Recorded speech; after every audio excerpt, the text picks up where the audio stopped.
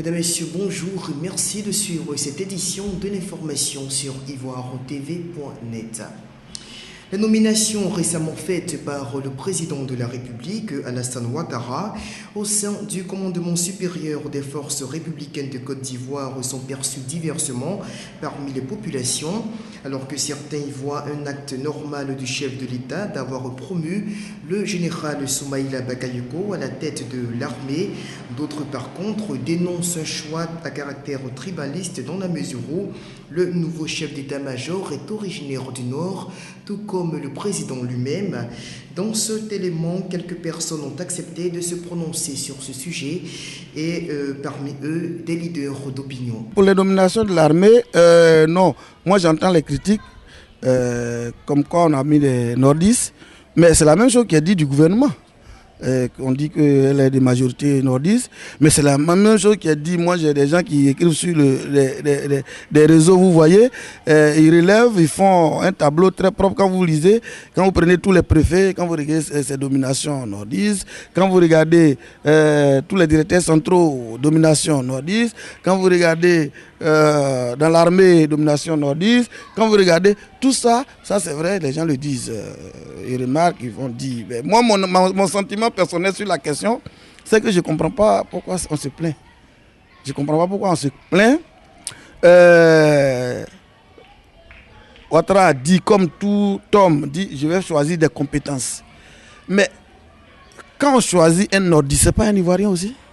C'est un Ivoirien. Maintenant, moi, je crois que le problème qui se pose en toile de fond, c'est que ce que les Ivoiriens doivent comprendre, et c'est ce que tous les gouvernants en Afrique doivent comprendre, c'est le fait, eux, quand ils étaient dans l'opposition, d'avoir critiqué les autres, d'avoir traité les autres, de prendre que des gens de leur ethnie, de faire ceci, de ces critiques-là qui sont aujourd'hui, qui les rattrapent. Bon, moi, les nominations au niveau du gouvernement, ça pose un problème de fond.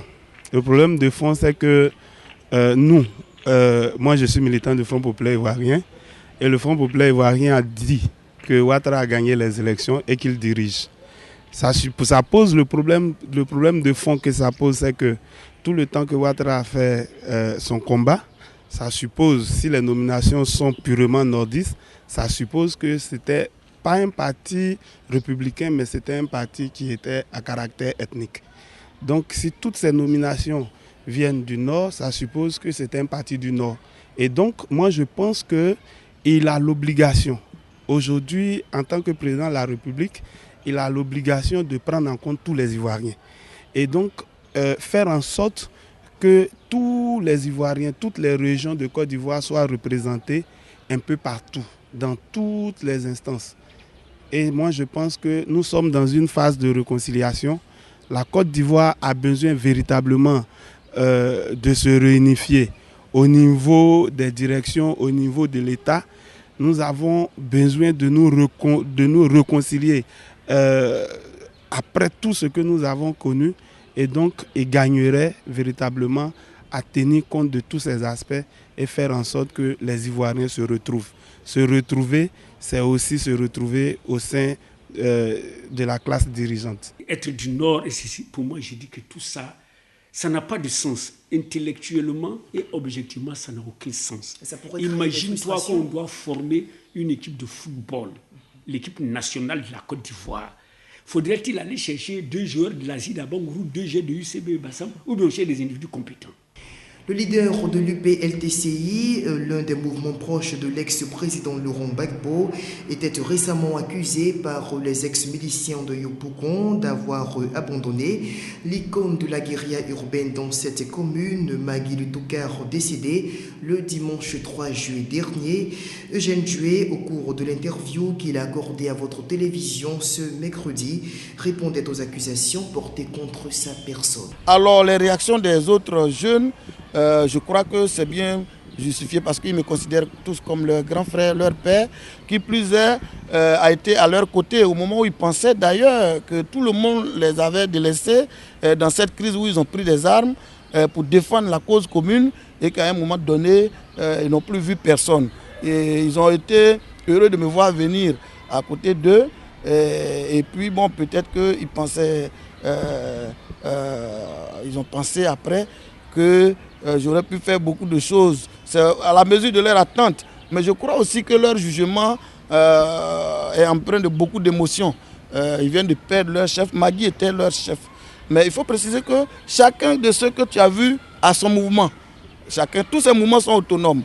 On fonctionnait de façon autonome dans cette crise.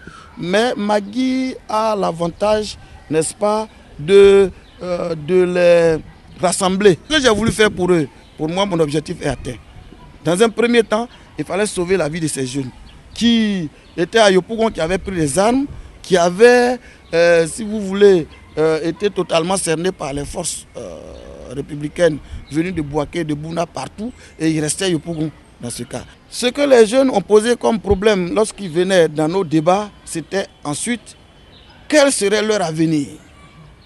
Leur avenir, cela a été confié au PNRC, Programme national de réinsertion communautaire.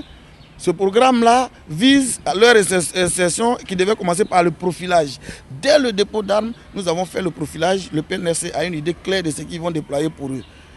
Mais en attendant, qu'est-ce qu'il fallait faire? Moi, mon rôle premier pour la réinsertion de ces jeunes, c'était de les faire accepter par les populations, d'abord à Yopougon. Ça, j'ai réussi. Les Abidjanais se nourrissent dans des conditions d'insalubrité flagrantes avec la prolifération des commerces du Garba à tous les coins de rue. Cet aliment fait à base d'attiqué et de poisson-thon est improprement consommé par les populations. Focus sur un environnement où se côtoient allègrement ordures et gastronomie. À Abidjan, comme partout ailleurs en Côte d'Ivoire, au moindre frottement avec la galère, on se bourre de Garba. Ce mets très prisé des populations ivoiriennes et composé d'attiqué et de poisson-thon est commercialisé à tous les coins de rue et se trouve de par son prix abordable, accessible au plus grand nombre. Seulement, la plupart des espaces de vente de ce produit alimentaire sont insalubres. À faire un tour dans certains lieux de vente de Garba ou Garbadrome, on en sort édifié sur les conditions d'hygiène approximatives ou parfois même inexistantes dans lesquelles les moins nantis se nourrissent. Des ordures ménagères qui côtoient allègrement les bordures des baraques tenues par les vendeurs. De la boue étalée partout et même l'allure infernale caractérise l'intérieur des Garbadromes. Un tableau ahurissant qui semble n'émouvoir aucunement les vendeurs, à l'instar de celui-ci qui ne perçoit aucune gêne dans la relation entre ses clients et les maîtresses des lieux, les ordures. Je me nomme M. Badé Roger. Alors, comment est-ce que votre activité marche maintenant? Avant la crise, ça marchait mieux que maintenant, ou bien comment est-ce que les choses se passent? Avant la crise, ça marchait bien, mais maintenant, après la crise, ça ne marche pas trop comme avant.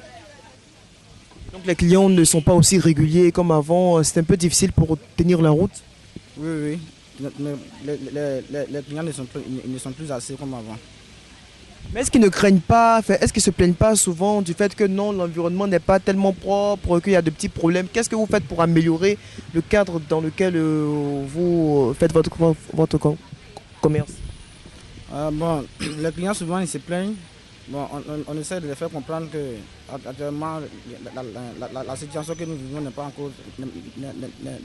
encore stable. On fait avec, ça va un peu. Chose étonnante. Bien que ces lieux de restauration soient repoussants, la clientèle afflue à toute heure, comme si la saleté était un appât idéal. Le plus important ici, c'est que la besace soit pleine. Les règles d'hygiène alimentaire, on n'en avait que faire, comme on le dit ici, ce sont les microbes qui donnent du goût au garba. Un état d'esprit désespérément précaire qui dénote de l'insouciance dans laquelle baignent ces adeptes du Zegen, autre appellation de ce mythique mets. Et quand le client finit de satisfaire son instinct gastrique, c'est une serviette fort expressive qui lui sert de torchon. Et dire que tout ceci se vit dans une ambiance de normalité absolue sans que personne ne s'y attarde. Ces derniers temps, une épidémie de choléra frappe la capitale économique ivoirienne et si le nombre de victimes s'accroît, cela ne devrait pas être surprenant au vu des habitudes alimentaires à haut risque du citoyen lambda. Il est plus que grand temps que les autorités gouvernementales prennent le taureau par les cornes pour que ce commerce, vitrine de la culture gastronomique ivoirienne, soit correctement réglementé. À présent, faisons un survol de l'actualité nationale pour dire que le président Henri Konan Bédié, président du PDCI RDA, recevait ce mercredi 13 juillet une délégation du Front populaire ivoirien conduite par l'ancien ministre Sébastien Danon Djedje. Cette délégation de l'ex-parti au pouvoir était venue remercier le leader du plus vieux parti en Côte d'Ivoire pour son rôle joué dans la libération des cadres LMP de l'hôtel de la Pergola. En outre, les frontistes ont également demandé au président Bédié d'intervenir dans le sens de la libération de l'ex-président Laurent Gbagbo. 2 milliards de francs CFA, c'est le montant que le gouvernement ivoirien a décidé d'investir dans les activités du FNS, le Fonds national de solidarité, en vue d'aider à la réalisation des projets des jeunes ivoiriens. C'est ce qui ressort de la rencontre tenue hier entre le ministère de l'économie et des finances et les responsables de cette structure étatique. On va se dire au revoir avec le rappel de la fête nationale française pour ce 14 juillet. Alors, très bonne fête à tous les Français et on se retrouve demain pour une autre édition de l'information sur Ivoire TV. Au revoir.